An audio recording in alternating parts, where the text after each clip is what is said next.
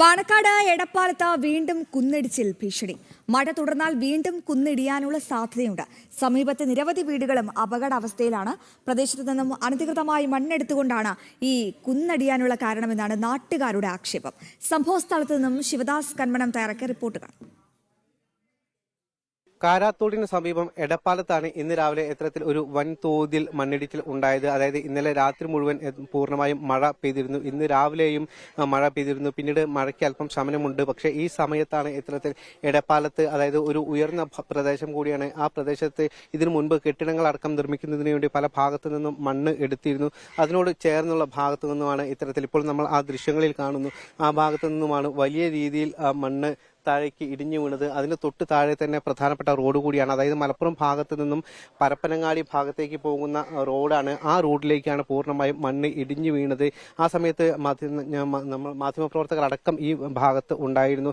പലരും തലനാരിഴൊക്കെയാണ് രക്ഷപ്പെട്ടത്. അവിടെ നിന്നും ഓടി രക്ഷപ്പെടുകയായിരുന്നു. ഇവിടെ ഇപ്പോൾ നാട്ടുകാരൊക്കെ നമ്മളോടൊപ്പം തന്നെ ചേരുന്നുണ്ട്.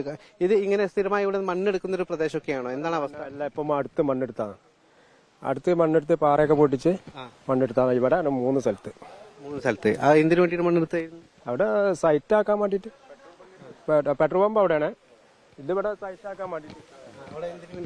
അല്ല, ഇവിടെ എന്താ പറയുക, കുറച്ച് അപ്പുറത്ത് പെട്രോൾ പമ്പിന് വേണ്ടിയിട്ട് മണ്ണെടുത്ത സ്ഥലങ്ങളുണ്ട്. അവിടെ അതിന്റെ അടുത്ത് അപ്പുറത്ത് ഇവിടെ കാര്യമായിട്ട് ഇവിടെ മണ്ണെടുത്തിട്ടുണ്ട്. എന്തിനു വേണ്ടിയാണെന്ന് നമുക്ക് കറക്റ്റ് അറിയാം. ഉയർന്ന പ്രദേശം കൂടിയാണ്. ഇതിന് തൊട്ട് താഴെയൊക്കെ വീടുകളും അടക്കം നിൽക്കുന്നുണ്ട്. പലപ്പോഴും ഒരു അപകട ഭീഷണി തന്നെയല്ലേ എപ്പോഴും?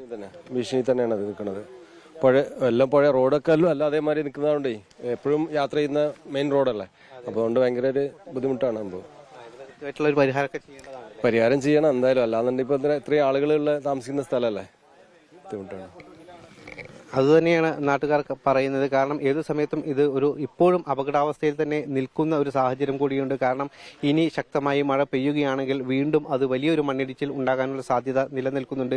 പ്രത്യേകിച്ച് നിരവധി വീടുകളൊക്കെ ഉള്ള ഒരു പ്രധാന പ്രദേശം കൂടിയാണ് ഇത്.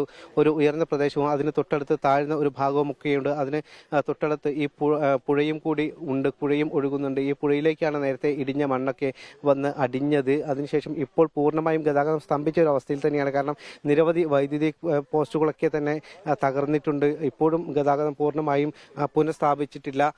ഇനിയും ഇത്തരത്തിൽ വലിയ രീതിയിലുള്ള ഒരു മഴ പെയ്യുകയാണെങ്കിൽ വലിയൊരു ആശങ്ക തന്നെ നിലനിൽക്കുന്നുണ്ട്. ഇനിയും അപകടം ഉണ്ടാകാനുള്ള ഒരു സാധ്യത കൂടി നിലനിൽക്കും.